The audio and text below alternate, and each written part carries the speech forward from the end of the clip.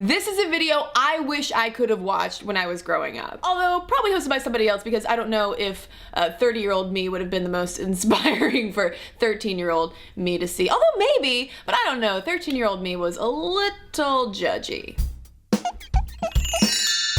I still vividly remember flipping through Adelia's catalog for the first time and seeing these tweenage models running around in bikinis, and I looked at their thighs and they didn't touch. And I looked down at my thighs and they did touch. And y'all, even though I had never heard the phrase thigh gap, I didn't really have the internet and certainly not Instagram, but immediately I thought something was wrong. This really tipped the scales for me in an already dangerous path toward hyper-controlled eating and fitness and overall body loathing. Because what I might have known at the time but didn't want to understand was that my body is built in a particular way and my thighs are always going to touch. But I thought that if I could mold my body to look like those girls in that Delia's catalog, I would be more attractive, I would have more friends, I would be more popular, I would be considered more worthy and ultimately protected from things in the world that might hurt me. And if I could leap to such unhealthy conclusions about my body based on images and seasonal catalogs,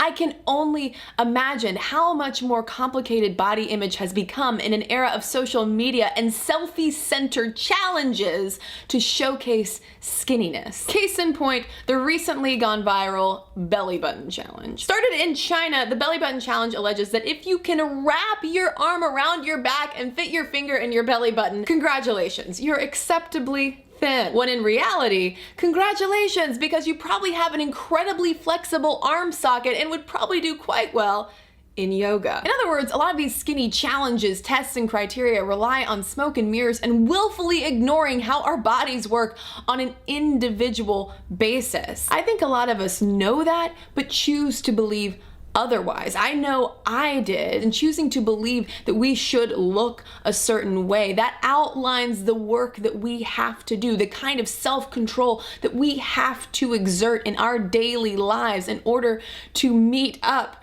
to these false standards. It gives us guidelines, it gives us boundaries, it gives us things to work with in a world that otherwise feels completely unmanageable. But the thing that I've learned in the past 20 years since I first really started dealing with these kinds of body issues is that the harder thing, the more challenging thing, the thing that actually takes all that self-control and determination and willpower that fake thinspiration preaches day in and day out is actually letting go and learning self-love rather than self-loathing. I have personally experienced how it's harder to treat yourself healthily inside and out than go on an hour-long run in blazing heat when you really don't want to. Because the thing about that run that's different than this whole self-love thing is that there's a beginning and an end. It's a discrete thing that you can check off before you go to sleep at night. And I wish that I'd understood and internalized this